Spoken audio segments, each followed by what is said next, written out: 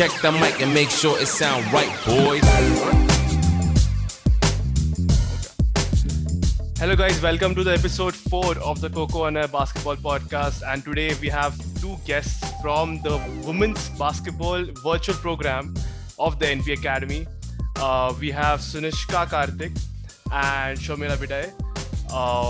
These two youngsters, I guess you're 15 and 16 years old?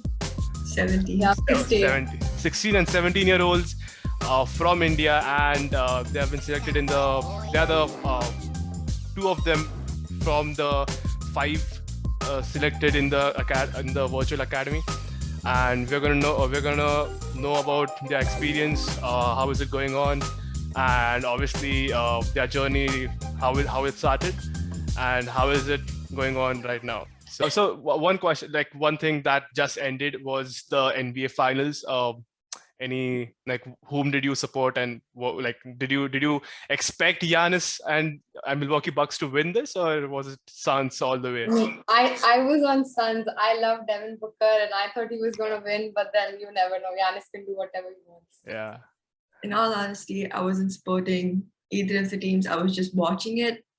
I did want the Suns to win though, because it would have been nice to see CP Paul win a championship. Right. But also, Giannis and Chris definitely deserved it. So. Yeah, true. I mean, I'm in the same boat because I support obviously Lakers and LeBron James, but that's another story. So so we'll start with this podcast. So my first question will be, obviously, now that you're in this academy, but there is always a beginning to a story. So how is that for you? How did you start playing basketball, and did somebody introduce you, or just you got to watched it and okay, this could be a thing? So any one of you can. Actually, there's a court 30 seconds from my house. So before I even started walking, I used to go there and just hang out, and I eventually started playing basketball. Oh, okay.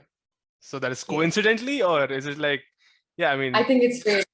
Okay, it's fate. Ah, nice. Fate sounds very cinematic. It's like, oh yeah, so basketball chose me. I have a similar story. I used to be really hyperactive as a kid. But anyway, my grandmom and granddad and I would walk every day, just around the neighborhood. And this one day we came across this basketball court, right opposite my PU college, opposite really close to my house. And I was like, what are they doing? And my granddad's like, go see. And then I watched them play basketball. And I was like, oh, that looks fun. So then I went and played, and I was like, okay, I like this. So that's how I got introduced to basketball. But then obviously I was like, I stopped because I was like, okay, this is boring. Maybe I'll do something else. That I did all for 6 years. Because I started when I was 4. Okay. Okay. So then I was like, okay, I'll go do something fun, something else now. This is boring. And then at the end of all of it, I was like, nah, basketball, is what I want to do. And I came back to it when I was 11. And I've stuck with it since. Nice. So I mean, that has taken you places. Obviously, both of you. It's not like okay, it's not that good, so you left it. But so what made you not to leave it? Obviously, you said 6 years. So after that, what made you think okay, we could try this again? In all honesty, I think it was I kind of remember this pretty clearly. It was a Wednesday, and I had music class. And I was like, yeah, I don't really want to go because I was kind of getting tired of it. And I was like, what can I do now? What else is there to do? Because I needed something to stay occupied. And I was like, okay, maybe I can go back to basketball. And I did. Okay, so that's so like this generation, right? It's a random Wednesday. I mean, let's just ditch music classes and just go play basketball, and that's it. That's the turning point of your life. It's like a random Wednesday. Nice, but that's good. So Shomira, you said, you were you had this court in your area, and you just used to just go there and play. I mean, just watch anyone play and just be there. So when you started playing basketball, did your family have had any issues? why are you not just studying, and why are you just not? No, I actually wanted to play cricket like every other Indian. I wanted to be a cricketer. But my parents are doctors and they were so busy, they couldn't take me to a cricket stadium. It was very far away. So they used to send me here, like, just go here for another year. And just like that, I fell in love with basketball and I just forgot about cricket. So is that like your family did support you, or family was like, okay, just do what you want to do, and then we'll just go with your flow? Yeah, they just want me to do some exercise, and then they realize it's serious. Okay, she's doing good. Okay, so there wasn't any kind of a restriction, like, okay, you shouldn't do anything like that. Okay, nice. That's good. And any from your side, Sunishka? Oh, I was also lucky enough to have a family that completely supported basketball. I mean, your grandmother was there to just get a walk with you. So I guess there was a huge family support from your side. Oh, yeah. So, what how did you connect? Like, what was a life before connecting to NBA or NBA Academy or any junior NBA? What was the life before that? Like, how did you get the exposure, and what was the basketball life before NBA Academy? So the first time I got exposure was when we played under 13 nationals, and we got our butts handed to us by Shomira's team. Okay. Like, I still remember that game so clearly because Shomira and I think it was Bhakti, they went off that day and they beat us by 1 point. Yeah, that was the first nationals we ever had. And you know how every nationals has like this one thing that just doesn't go well for every team, right? And for us, it had to be that game. Yeah. That was the first exposure we got to, like, competitive basketball. And then after that, you had like a bunch of school nationals before Junior.Nba actually happened. Yeah. So I think before Junior.Nba, honestly, practices were kind of lax. I was like, okay, like, I'm doing pretty well, so I don't really need to worry about too much. I just do my own thing. And then I went to Junior.Nba and I saw the competition and I was like, okay, I need to step it up. So like, more than anything, I think pre-Junior.Nba and after Junior.Nba, it was the mindset that changed. Okay. And that obviously, like, changed the routine to like how I approach basketball. So that was my biggest just like changing factor. Yeah. What about you, Shomira? I remember seeing Sunishka play Junior.Nba, and that time Junior.Nba was only for big cities, and I'm from Nagpur. So I was so jealous seeing Sunishka go to Orlando. I was like, I want that. And I was so ready. Next year they came to like small cities and I was just prepared for it. Like, I want to be where Sunishka is.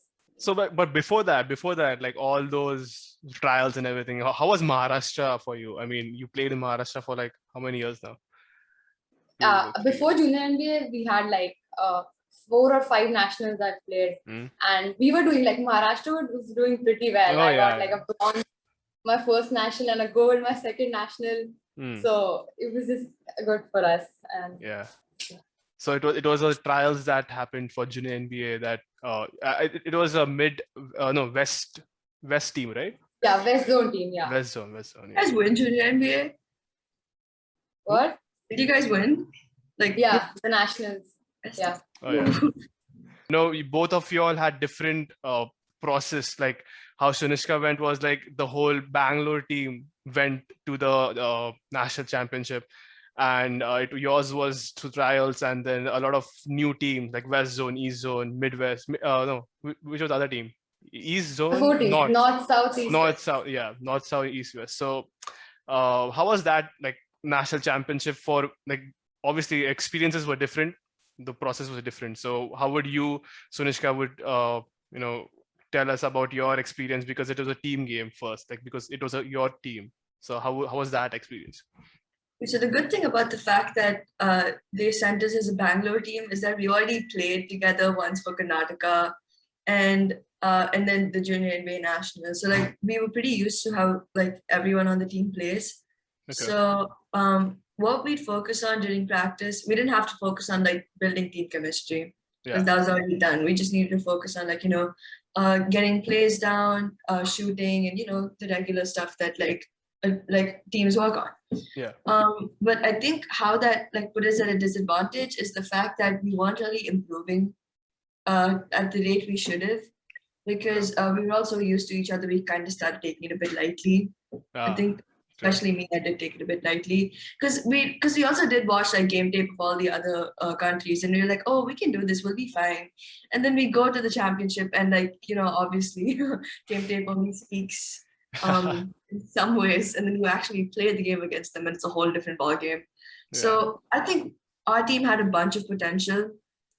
We just considering the fact that we were all really close both on and off the court, we'd all played together so much. But I think it's just the fact that we ended up taking it a bit lightly that kind of, you know, came to bite us in the end, at the end of it. And your process was like the national champion, like the champions in India was selected for the Orlando like the global championship. Yeah. So the national championship, how was that national championship? Because oh my God. like those are like another, like, because see, you can compare Indian nationals, like what we do, like association nationals and school nationals, and these nationals were like the NBA junior NBA tournaments were like way different. Because I was there at that moment, like when you all played the whole championship. So the whole, like, it was obviously first thing was indoor courts, which rarely happens. And so like how was that experience, like the national championship?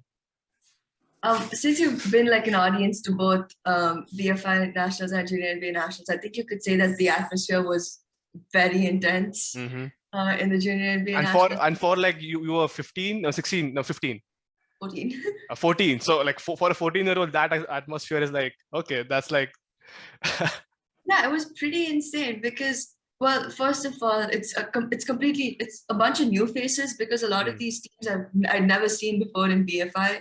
Yeah. Well, I still think BFI nationals are a lot more competitive because they get like a lot more players from a bunch of different places. Yeah. But like the stakes for junior NBA that year especially were so high because it was like, oh, first year, like we have something to prove and whatnot. So I think it was just high stakes, high intensity, and everything in general. And we were placed in the same pool as Tamil Nadu, who had handed us a 40-point loss in BFI nationals. Okay. And obviously we were nervous about that because every other team we beat like by like what 10 points, I guess, like minimum.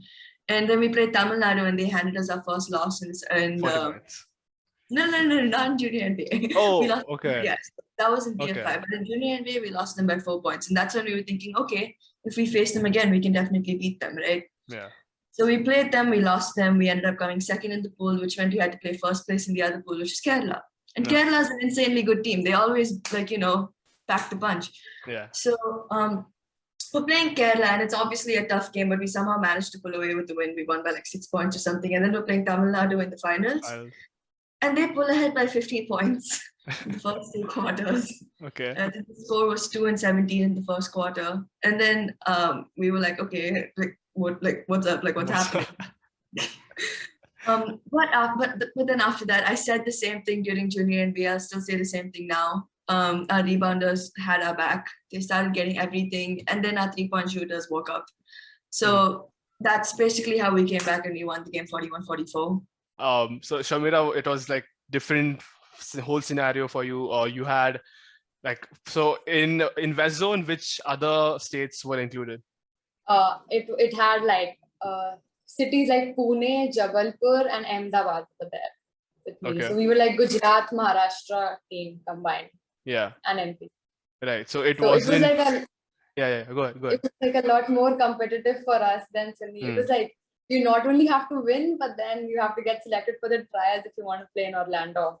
True. And it was like the trials were also, you had all these great players, and you just had to like work so hard to be in the team. Yeah. But my nationals are pretty, like, I don't remember, but we beat like every team by 30 points. I'm not bragging, but even the finals, we didn't feel like we were playing the finals. It was like easy. So what was the challenge? Because obviously it was Maharashtra, Gujarat, and like other cities, and you had a coach that hasn't been with you all for like more than a year. Like with Sunishka, it was a different thing. Like they had a coach who had gelled with their players, but you had Arnika ma'am, right, as coach? No. We had I don't remember his name, but he was from Jabalpur or something. Oh yeah, that guy. Yeah. Yeah, we just met him like 10 days ago. But then And, Arnika ma'am, so 10 days ago, right? So how did you all, pull that off? Because okay, the team was stacked, but then there's another concept of like coaching and then how you get through situations. So what was that? Like what was we that? most of us had already played for Maharashtra before, and we had just won gold. So we had crazy coordination, and the other players from MP, they just fit right in. Like Oshin and two other players, they were just like meant for us. And every other team was asking us, "Did you all have like a 1 month camp or something?" Yeah. We were like, "No, we just that good." Which is that good. Okay. Yeah, that you can end with that. We were just that good, man. It is what it is. So both of you all got selected for the global championship, which is like the highest place for young players, to showcase their talents. And like, how was that competition, man? Like, I know how that is, but coming from a 15 or 16-year-old at that, like getting to that platform and playing there for your country, I mean, that's some different feeling. So I just want to get to know about how that was. So there we like I just wanted to play against like people from all over the world. And when you go there, you realize that America actually has that dominance over the rest of the world. Because like even after at the end we play like one international team versus one American team, and only one international team beat any of the American teams like in the whole tournament. So it's like America has a different level. What was your experience, Sunishka? Well, very similar to Shomiras. I think we were also really excited to see like how different countries play basketball. Because I mean, I know it's like a universal sport, but like there's still some like distinction to like the way everyone plays. Yeah. You know what I mean? Like you guys know what I'm talking about. Yeah. So that was the first thing we were daunted by was the fact that like we were completely beat size and strength wise by a bunch of other teams. Like we played Australia, China, and Europe and South America. And the only team we beat was South America because they were similarly sized. Okay. As us, but every other team had that advantage, and we lost by pretty badly. And then when we played that American team, we lost by 70 points or something, and it was a huge wake-up call because you're sitting there like you're trying to play, but there's not much you can do because they're like already way ahead, right, and clearly stronger, faster, just like quicker than you. So if anything, that whole experience is a wake-up call. Yeah, but also it was really great in terms of experience because there's a bunch of stuff you can learn from just watching other teams play. Yeah. So super developmental, I think. And especially with all like the star power in the room, it was like huge nerves because like Dwayne Wade was sitting on one side of the court, you'd have Brook Lopez on the other. Yeah. And you're just okay, totally not nervous. So yeah, so coming to that like same thing, like because you had star power, then you had wake up calls. So next question would be like what was the one thing that, or it could be multiple things, but the main thing that you all took from those championships and like playing with international teams or playing in front of or any advice that the legends like Dwayne Wade and Brook Lopez or any other NBA player that gave to you, or anything that was like stuck to your mind and then you're going through it again and again in your whole career? One thing my coach always says is get your ass in the weight room. Okay. Yeah. Okay. That's one thing I keep going through over and over because every time I feel like I'm strong, I realize the other players are working just as hard and we're probably still at the same level. So like, okay, I need to start working harder. That's one thing. And at Junior NBA, I think a lot of them said just make sure to have a good time because basketball isn't, because you aren't going to play well if you aren't having fun with it. Yeah. Okay. What about you? Yeah, I remember Arnika ma'am told us that their sizes are a lot bigger than us and they're a lot faster, but we have good skills, and if we play smartly, we can beat them. Yeah, with our minds. So transitioning into the next thing that the latest thing that happened and what came through to all of the young female ballers was the the Women's Virtual Academy. Like it is like everybody wanted that because the NBA Academy for boys was the thing. So for you all, it's a very very huge opportunity. So both of you have done a lot of. So both of you have done NBA Academy women's camps, right? Yeah. Yeah, in Noida, or what Mumbai. Shomira did in Mumbai. So what was that like? Because you were the youngest. I'm guessing you both were the youngest campers in those two camps. So like, Yeah. what was that experience by playing with? I guess both of you have played. No, only Sunishka has played with Sanjana, who is now in a D1 college in US, and Shomira, also you've been to Mumbai because of the NBA India games. So what were the any like, what was the experience like because you had coaches from US, and like that was the first exposure to USA coaches. Yep. That's what I'm thinking, because we don't have that many coaches that are from outside and they come here to teach basketball. So what was that like? Like you had Coach Blair and Coach Ebony Hoffman, who is a former WNBA player. So how was that experience like for both of you? So you want to go? I'll go first. Okay. Oh wow, yeah. So first camp was in May. I think you guys were there, if I'm not wrong. Yeah. You guys were there, right? Yeah. So well, first of all, that jersey that they gave us, the smallest size, wouldn't fit me because I was really tiny, which is funny. But so this was the camp that like Vaishnavi, Sanjana, Kushi, and like all these, like all the players that went on to play basketball in the US. I think that was the first time I played with all of them, and obviously they were all insanely talented. Because Sanjana's just like a born leader. Like she knows what to do on court, she knows what to do off court, she knows how to like get her teammates talking, and she kind of just knows how to like bring a team together. So that's like more than anything, I think while I was at that camp, I knew I wasn't good enough to like match them skill-wise, in all honesty, because Vaishnavi would like beat me at every one-on-one, Kushi would overpower me at every one-on-one, Grishma would cross me up every one-on-one, and I'd just be standing there like, okay, I have a long way to go. Yeah.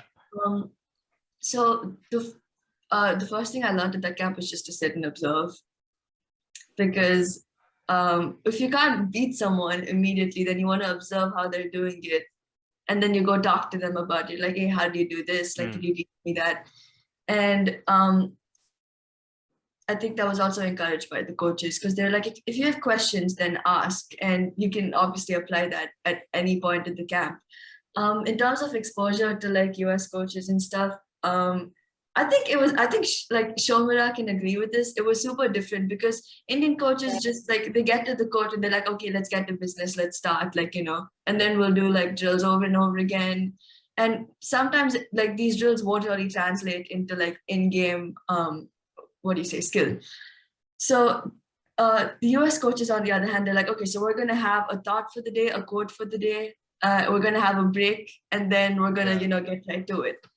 And it was really different because, first of all, you feel like a bit of like togetherness with all of them when you guys like, yelling the same thing, hearing the same thing, whatnot. And then the drills we did over there were actually like very relevant to like game situations, I thought. And I think that was probably one of the first sessions I ever had where I had like a full session that would all translate into on-game, in-game skills. I keep saying in-game skills too much, but like that was the focus of the whole camp. They weren't focusing on like making you a better individual player. They were focusing on making you like a player that can think quickly in like, any game situation.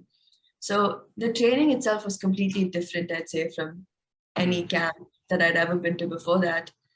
And it's also just the fact that coaches don't yell at you. They just encourage you. They're like, oh, you didn't do this right, but it's fine. Like, just go get it next time. It makes a huge difference, I think. Shomira, do you want to go ahead, man?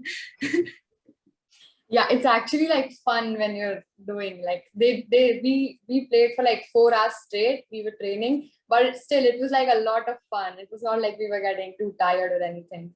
And they have a lot of energy, especially Coach Blair has a lot of energy like all through the day. And I was playing with Honey and Sia, and I was just looking at them what they were doing and just try to copy whatever they're doing and try to learn from them. Yeah, so both of you. I watched Honey play. And, well, she came for the second NBA camp, right? And like, well, I hadn't seen her anywhere before that because I didn't go for the nationals that year. But I was watching her play, and I was like, "Holy crap! I've never seen a 6'5" person who shoots as well as she does." And I looked over at Coach Maria, and both of us just have like wide eyes. We're just like, "Yo, that's insane." But yeah, like just watching her play for the first time, it was intimidating. So I mean, like, both of you had like, you know, kind of a role models that had you observe them, and now you are kind of in their spot where you can, you know, teach the younger, you know, players who can look up to you and just, you know, copy what you do now. So it's been 3 weeks that you guys are in this virtual program, like it has started. So like how is it, how does it work, and how do you get the coaching, and how do you all connect to each other, and how do you gel with the other players? Because it's not just like you're going to meet them only on you know, video calls. It is obviously you will be meeting them at any the camps, WNBA camps and tryouts and everything. So how do you guys can you know, tell us about the experience, and you know, how the other players are? It's like we have a meeting every Friday, and we talk to each other, and it's like someone like last week, all the NBA Academy alumni like Alia Edwards and Nikamio, they'd come and they talk to us about the NCAA. And this week it was about goal setting. So they just take a new topic every week to teach us about something.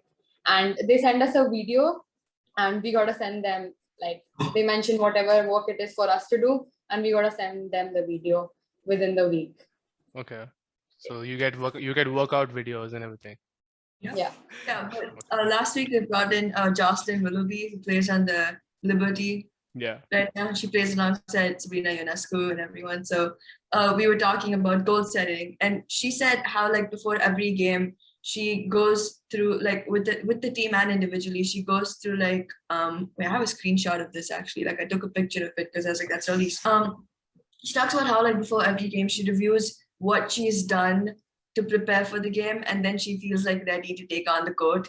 And I was like, that's actually really smart, because like if you look at all the work you've done, then you know where you stand.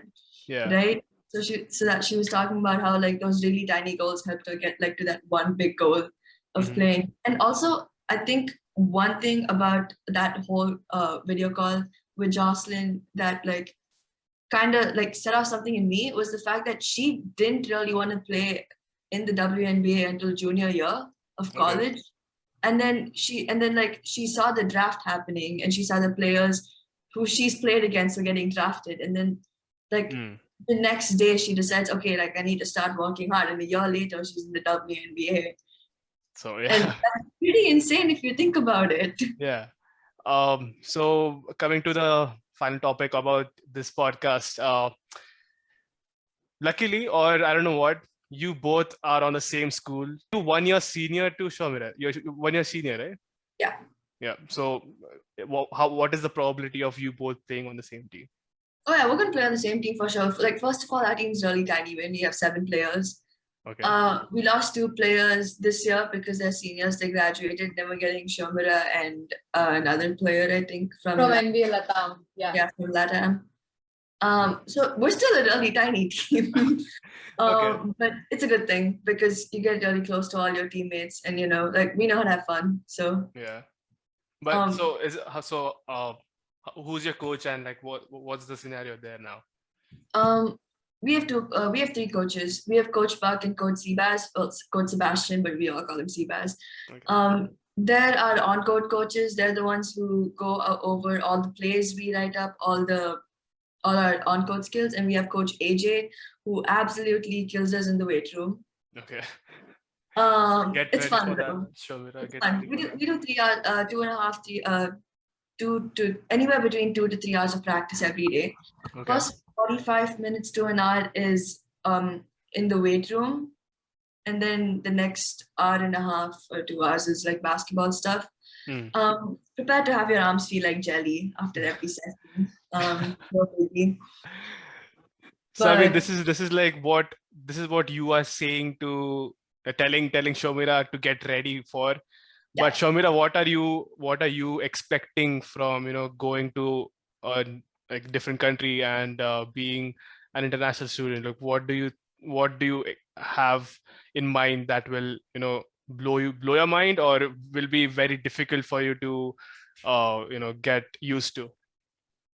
Yeah, it's a different country, so I'll have so much to getting used to. But I'm glad Sunishka is already there to guide me through stuff, and she's done that. She's been there, done that. So, and the team's also like pretty good. So I'm very excited for the coming season. And if that means you'll have to kill yourself in the weight room, then I'm in. I'll tell you what like when you come to the US, first thing obviously there's culture shock. But honestly, Priory is pretty inclusive. They don't, everyone's friendly and nice. I think because you're joining in junior year, might be a little hard, like, gel in with other people, but like you will eventually because they're all really nice. They'll like, help you out. Don't slack off on your academics. So I was saying you gotta concentrate on your academics because you can't play if you have a GPA less than 2.3. You got to watch what you eat because it's so easy to gain weight over here. And just make sure to like actually get to know your teammates and your coaches because you have the liberty to be close to people over here. And it doesn't feel forced and it doesn't feel like it's not something you're supposed to do because I know sometimes in India, like coaches want to maintain just like a coach-player relationship, which is like obviously fine, but like it's much easier to be on a team when you're closer to everyone involved in it, which is why I think it's okay to let go of like some of those things that you've learned in India about like you gotta like talk to your coach from a distance. You can't get too close to them and whatnot. You can't be friends with your coach. So as long as you like know your positions, I think it's fine to like get like be close to them. So I think that's something that took me a while, but I think you'll be fine. So that's just some stuff that I wanted to tell you. Nice. So also talking about academics, what do you guys like want to major in, or or what do you guys want to take after your school, high school? And any preferences, any preferences, or where you want to go, or to which college you want to go? Shomi, do you want to go ahead or? I don't know what I'm gonna major in, but like my dream is to get like to play with UConn. That's Okay. the ultimate dream. That's fair. Okay, I actually started college applications this Yeah. year. So well, most of the colleges I'm applying to all have like good D1 basketball programs, but I think for my majors, it's between psychology, kinesiology, and nutritional science because all three of those help me stay close to sports either way. So yeah, I think UCLA, UConn, Ohio State, and Baylor are my top choices. Okay. But honestly, like all the colleges I'm applying to have like a good program, so I won't really have much of a preference in terms. But my dream college would definitely be UConn for sure. So Nasti, coming to the end of this podcast, and it was a great one, obviously because of you guys. And any last kind of motivation or any advice that you want to give to the younger female ballers, because obviously basketball is categorized as a men's sport, but you guys are now changing the whole scenario. So any kind of words for the upcoming female basketball players? Because of COVID, a lot of players don't have access to courts and they're not in practice or any tournaments, but like you just got to put in the work and hang in there and you'll get the opportunity. do not underestimate the importance of a weight room and your diet. Okay. So important. I know not a lot of players in India like pay attention to that. I didn't pay attention to that. It definitely made all the difference when I came here and I couldn't keep up with my teammates. So that's important. And condition your mind. People tend to ignore the psychological aspects so much, and it's important to make sure that you're fine so that everything that you do actually goes translates into something useful. I mean, those two, obviously the viewers will get those advice, use those advice and get to the level that you are right now. So this is the end of the podcast, and thank you for being here. Thank you for all the memories and advices you gave, and also talking about your experience in the whole NBA scene, because that is the platform that you guys are using at full extent. And we all hope for your good and great future in basketball, and also academics. Academics is in capitals here. So yeah, I mean, thank you for being here, and we'll see you in the next episode. Thank you for having us.